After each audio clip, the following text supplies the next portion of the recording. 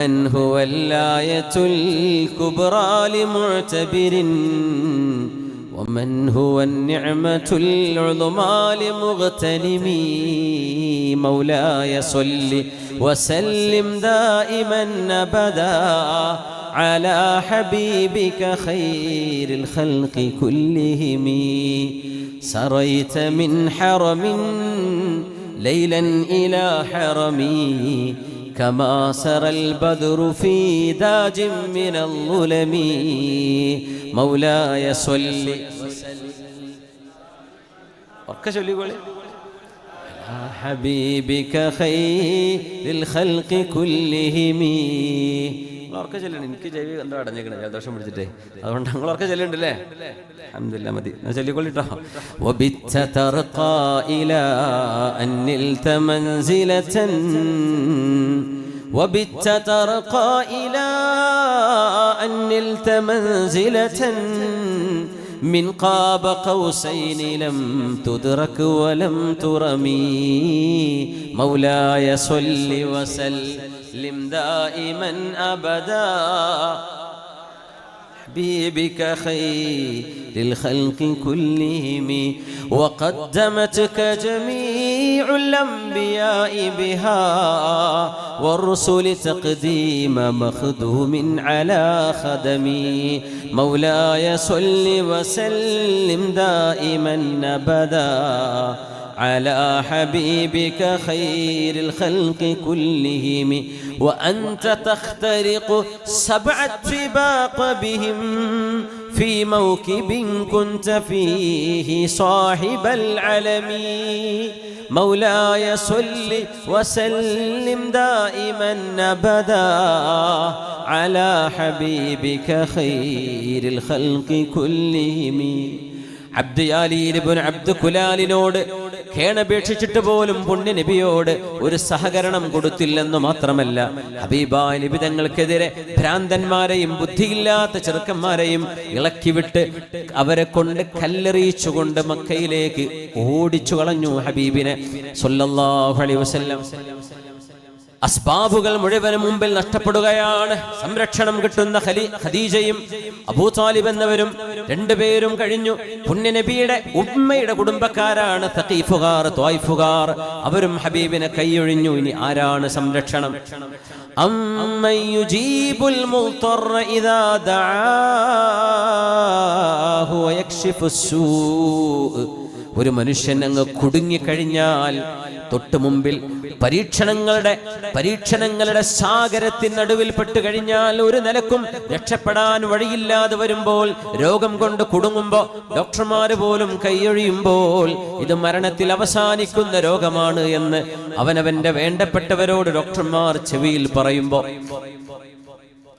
കടം വിടാനുള്ള വഴികളൊന്നും മുമ്പിൽ കാണാതെ വരുമ്പോ, ഇരുട്ടാകുമ്പോ, ജീവിതത്തിന്റെ നാനാഭാഗങ്ങളിൽ നിന്നും പരീക്ഷണത്തിന്റെ കറുത്ത നഖങ്ങൾ പ്രത്യക്ഷപ്പെടാൻ തുടങ്ങുമ്പോ, അമ്മൻ യുജീബുൽ മുൾതറ ഇദാ ദആ. അല്ലാഹുവേ, പടച്ചവനെ എന്ന് റബ്ബിനെ വിളിക്കുമ്പോൾ ആ പ്രാർത്ഥനയ്ക്ക് ആ മനുഷ്യന് ഉത്തരം കൊടുക്കാൻ അല്ലാഹു അല്ലാതെ ആരാണുള്ളത്? അല്ലാഹ് ഇടപെടും. നിങ്ങൾ അങ്ങനെ ചോദിക്കണം. ചെറിയൊരു പനി പറ്റുന്നൊക്കെ ഉള്ളൂ, അതിനൊന്നും പോയി കാര്യമായ ദുആ നിങ്ങൾ ദ്വാരിക്കൂല. അത് നമ്മൾ ഡോക്ടറെ കാണുന്നുണ്ടല്ലോ. ഇവിടെ ഉബൈദ ഡോക്ടർ ഉണ്ടായിരുന്നില്ലേ, അരിക്കോട്ടരൊക്കെ എപ്പോഴും പോകുന്നൊരു ഡോക്ടർ അല്ലേ? ഡോക്ടർമാർ ചെയ്യുന്ന സേവനം ഭയങ്കര വലുതാണ്. അല്ലാഹുവിற்கு അർഹമായ പ്രതിഫലം കൊടുക്കട്ടെ. അത് ഭയങ്കര സേവനമാണ്. ഇപ്പൊ നമ്മൾ ഡോക്ടർ മരുന്ന് തന്നിട്ടുണ്ട്, ഇപ്പൊ എന്താ 2 ദിവസം കുടിച്ചാൽ മാറും. അങ്ങനത്തെ ഒരു അവസ്ഥയിൽ ദ്വാരക്കുന്ന ദ്വാക്ക് വലിയ സ്ട്രോങ് ഉണ്ടാവില്ല. നേരെ മറിച്ചേ റിസൾട്ട് വന്നിട്ടുണ്ട്, ബോംബെക്ക് അയച്ചതാ, അത് സംഗതി മറ്റേതാ, കഴിഞ്ഞു, പിന്നെ ലൈഫ് തീർന്നു. ഇനിയിപ്പോ 2-3 ആഴ്ച, ഒരു 2-3 മാസം പിന്നെ ഓരോരുത്തരും ഇങ്ങനെ കാണാൻ വരും. അപ്പൊ നമുക്കൊന്ന് രോഗികളെ കാണാൻ പോകുമ്പോൾ എന്താ പറയേണ്ടതെന്ന് അറിയില്ല. അത് നമ്മളൊരു കുഴപ്പമാണ്. പിന്നെ വലിയ അസുഖം അല്ലേ. ഇന്നലെ നമ്മളെ അയലോകത്തിൽ കൊണ്ടിപ്പോൾ മരിച്ചു. ഓക്ക് തന്നെ അസുഖ പറയാ ഈ രോഗിനോട് വന്നിട്ട് ഒരു കാര്യമായ നസീഹത്തക്കാരെ പോലെ കൊടുക്കാൻ ഉദ്ദേശിക്കുന്നുണ്ട്. ഇങ്ങനെയല്ല പറയേണ്ടത്, മിണ്ടാണ്ടിരുന്നാൽ മതി, എന്നാൽ തന്നെ വലിയ സമാധാനമാണ്. കുട്ടികളും മക്കളൊക്കെ മരിച്ചു പോകുമ്പോഴേ ആ മരിച്ചുപോയ കുട്ടിയുടെ വേദന ഇവർ മറക്കാൻ ശ്രമിക്കുമ്പോൾ, ഓ വല്ലാത്ത കുട്ടിയനില്ലേ, എന്തോ ഒരു ചൊറുക്കുള്ള കുട്ടിയന്, ആ കുട്ടിയൊക്കെ ഇങ്ങനെ പോകും നമ്മൾ ആരെങ്കിലും അപ്പം ആ ഉമ്മാക്ക് വീണ്ടും സങ്കടമായി, പിന്നെ വീണ്ടും കുഴങ്ങി വീണു. അപ്പം ഈ വരുന്നവർക്ക് ലൈസൻസ് ഒന്നും ഉണ്ടാവില്ല, എന്താ പറയേണ്ടതെന്ന് അറിയില്ലെങ്കിൽ പൊന്നാര പെണ്ണുങ്ങളെ ആണുങ്ങളെ ഒന്നും മിണ്ടാതിരുന്നാൽ മതി, നിങ്ങൾ പോയിട്ട് സലാം പറഞ്ഞ് പോന്നാൽ മതി. ആ മരിച്ച കഥയും അസുഖം വന്ന കഥയൊന്നും പറയരുത്. ഒരു രോഗ സന്ദർശനം ചുരുക്കണമെന്നാണ് അവിടെ വന്ന് പറയുന്ന വാക്ക്. അത് നമുക്കാണ് സംഭവിച്ചതെങ്കിൽ നമ്മൾ എങ്ങനെയാണ് അതിനെ നേരിടുക എന്ന് ആദ്യം ആലോചിക്കണം. വിഷമമാണ്. ഒരു വലിയ അസുഖം, അള്ളാഹു നിങ്ങൾക്ക് അസുഖം ശിഫയാക്കി തരട്ടെ എന്നാ പറയുന്നത്. 95 വയസ്സ് 98 വയസ്സ് പ്രായമായി പാപ്പാക്കാണ്, ഒരു വല്യപ്പക്കാണ് ക്യാൻസർ വന്ന് വിചാരിക്കുക. അള്ളാഹിനോട് പറയേണ്ടത് റബ്ബേ ആ മനുഷ്യൻ ഷിഫയാക്കി കൊടുക്കണേന്നാ. നമ്മൾ മനസ്സിലുള്ള ഇപ്പം അത്യാവശ്യം സെഞ്ചുറി അടിക്കാനായില്ല, ഇനി പൊയ്ക്കോട്ടെ, അങ്ങനെയല്ല വിചാരിക്കേണ്ടത്. അള്ളാഹുവെ ഷിഫ കൊടുക്കണേ റബ്ബേ, ആഫിയത്ത് കൊടുക്കണേ. അള്ളാഹ്ക്ക് 200 വയസ്സ് വരെ ഏൽപ്പിച്ചുകൂടെ, അതിനപ്പുറത്തേക്ക് അള്ളാഹ് ആയുസ് കൊടുത്തൂടെ? ഷിഫായിന് വേണ്ടി അത് വരയ്ക്കേണ്ടത്. ഏത് ചെറുതും വലുതുമായ അസുഖങ്ങൾക്ക് ഷിഫ കൊടുക്കണേ എന്നാ പറയേണ്ടത്. ഡോക്ടർമാർ പറയില്ല എന്നൊക്കെ. അള്ളാഹിൻ്റെ അടുത്ത് എന്തിനാ കുറവുള്ളത്? അള്ളാഹു ഷിഫ. എത്ര അത്ഭുതങ്ങൾ നടക്കുന്നുണ്ട്, എത്ര അത്ഭുതങ്ങൾ. ഡോക്ടർമാർ ഒഴിവാക്കി വിട്ട കേസ് എത്ര ആളുകൾ ജീവിക്കുന്നുണ്ട് എനിക്കറിയാം. ഡോക്ടർമാർ ഒഴിവാക്കി വിട്ടിട്ട് ഇപ്പം 25 കൊല്ലമായി ആ മനുഷ്യൻ ജീവിക്കുന്നു, ഒരു കുഴപ്പമില്ല. അന്ന് പറഞ്ഞ 6 മാസം കൊണ്ട് തീരുട്ടോ, തീർന്നിട്ടില്ല. അള്ളാഹ് ആയുസിട്ടുകണെങ്കിൽ എന്ത് ചെയ്യാൻ പറ്റും? അതുകൊണ്ട് പ്രയാസമുള്ള വാക്കുകളല്ല പറയേണ്ടത്, ആശ്വാസത്തിന്റെ വാക്കുകൾ പറയാം. ദുആ ചെയ്തു കൊടുക്കുക.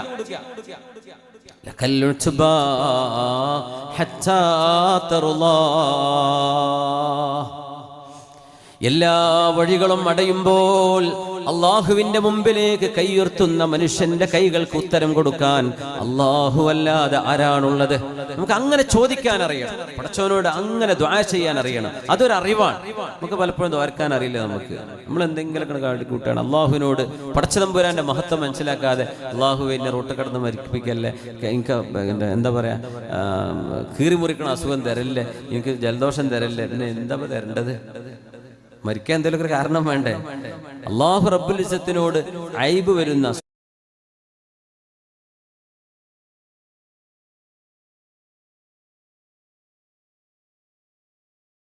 കടപ്പിലായി പോകുന്ന അസുഖം, മാരകമായ അസുഖം, അങ്ങനെയൊക്കെ പറയുന്നൊരു അദബാണ്. അല്ലാതെ ഒരു അസുഖം വരുത്തല്ലേ എന്ന് പറഞ്ഞ് പിന്നെ പടച്ചവൻ എന്ത് അസുഖത്തിന് കൊടുക്കുക?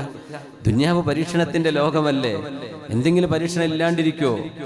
അള്ളാഹുവിനോട് നമ്മുടെ ആഗ്രഹങ്ങൾ പറയുന്ന കുഴപ്പമില്ല, പക്ഷെ റബ്ബിനോട് ചില അദബോടുകൂടെ ചോദിക്കണം എന്ന ചില കാര്യങ്ങൾ. അള്ളാഹുവെ ഞങ്ങളെ കുഴക്കല്ലേ, അങ്ങനെ പറയരുത്. അള്ളാഹുവെ ദാരിദ്ര്യം കൊണ്ട് പരീക്ഷിക്കരുതേ, പടച്ചവനെ ഞങ്ങളെ രോഗികളാക്കി ഇട്ട് കളയല്ലേ എന്ന് പറയുന്നതിന് പകരം അള്ളാഹുവെ രോഗം കൊണ്ട് ഞങ്ങൾക്ക് പരീക്ഷണം തരുതേ റബ്ബേ, അത് തരുകയാണെങ്കിൽ അത് ക്ഷമിക്കാനുള്ള കരുത്തും സബറും ഞങ്ങൾക്ക് നൽകണമേ.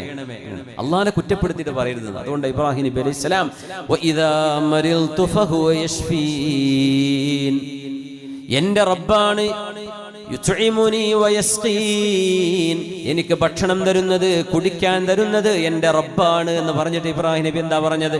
വഇദാ മരിൽതു, ഞാൻ രോഗിയായാൽ ഫഹുവ യശ്ഫീൻ, അവനാണ് ശിഫ തരുന്നത്. എന്താ പറയേണ്ടത്? എന്നെ രോഗിയാക്കുന്നത് അല്ലാഹു അല്ലേ? എന്റെ റബ്ബ് എന്നെ രോഗിയാക്കിയാൽ അവൻ തന്നെയാണ് ശിഫ തരുന്നത് എന്ന് പറയേണ്ടിടത്ത് ഇബ്രാഹിം നബി പറഞ്ഞ വാക്കെന്താ? ഞാൻ രോഗിയായാൽ അള്ളാഹ് എന്നെ രോഗിയാക്കുക എന്ന് റബ്ബിനെ കുറിച്ച് പറയുന്നത് അദബുകേടാണ്. സംഗതി അള്ളാഹ് ചെയ്യുന്ന പണി തന്നെയാണ്, പക്ഷെ അള്ളാഹുലേക്ക് അത് ചേർത്താൻ പാടില്ല. അതൊരു അദബാണ്, പടച്ചവനോട് പറയേണ്ട ഒരു ബഹുമാനമാണ്. പിന്നൊരു കാര്യം, അള്ളാഹുവിനെ സംബന്ധിച്ച് നമ്മൾ ഓന് നമ്മൾ മലപ്പുറം ജില്ലയിലെ ഭാഷയിൽ നമ്മൾ അങ്ങനെ പറയില്ലേ, ഈ എന്നൊക്കെ പറയണ വർത്താനം എന്താ തിരിഞ്ഞിട്ടുണ്ട്, ആരെ പറ്റിയാണ് പറയണത്? റസൂലുള്ളാഹി തങ്ങളെ പറ്റി നമ്മളങ്ങനെ പറയുമോ? പറയില്ല.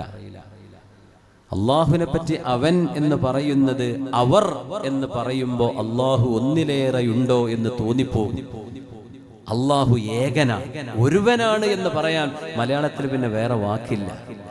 നീ എന്ന റബ്ബിനെ കുറിച്ച് പറയുന്നത് നിങ്ങൾ എന്ന് പറയുമ്പോൾ 4 ആൾക്കും 3 ആൾക്കും പറയുന്ന വാക്കാണ് നിങ്ങൾ. അള്ളാഹ് ഒന്നിലേറെ ഉണ്ടോ എന്ന് തോന്നിപ്പോകും. അതുകൊണ്ട് റബ്ബ് ഏകനാണെന്ന് വരുത്താനാ നീ അള്ളാഹുവിനെ പറ്റി അവൻ എന്ന് പറയുന്നത്. നമ്മൾ ഈ ചെറുക്കന്മാരെ വിളിക്കണ വിളിയല്ലാതെ അള്ളാഹുവിനെ വിളിക്കുമ്പോൾ പരമമായ ബഹുമാനത്തിലെ ആ വാക്ക് പറയാൻ പാടുള്ളൂ. അള്ളാഹുവെ അങ്ങ് എന്ന് റബ്ബിനെ പറ്റി പറയാൻ പറ്റുമെങ്കിൽ അതാ പറയേണ്ടത്. അവിടെ നമ്മൾ ഈ അള്ളാഹിനെ പറ്റി നമ്മൾ അള്ളാഹിനെ പറ്റി എന്താ വിചാരിച്ചിരിക്കുന്നത്? വമാ ഖദറുല്ലാഹ ഹഖ ഖദ്രി, അള്ളാഹുവിനെ ബഹുമാനിക്കേണ്ടവരെ ബഹുമാനിക്കാൻ നിങ്ങളെ കൊണ്ടായിട്ടില്ലല്ലേ? ഖുർആൻ ചോദിക്കുകയാണ്. അള്ളാഹ് കുട്ടികളെയാണെന്നാണ് നമ്മൾ വിചാരിച്ചത്.